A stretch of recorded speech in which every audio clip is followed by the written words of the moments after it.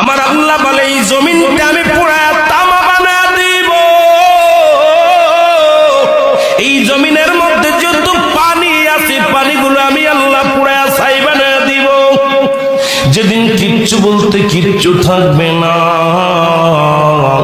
সেদিন থাকবে শুধু আমার আল্লাহ।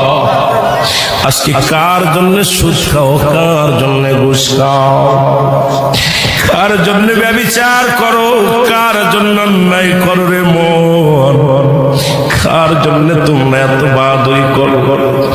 আরে আজকে একটা কথা বলতে গেলে কষ্ট হয়। এই জমিনটা আল্লাহ পুরায়া তামা বানায়া দিবে। এই জমিনের মাটিগুলো পুড়ে হবে তামা।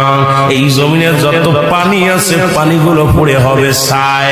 এই দুনিয়ার মধ্যে কিচ্ছু যেদিন থাকবে না, ওই তুরস্কের কত বাহাদুর, কত টাকাওয়ালা মিনিটের মধ্যে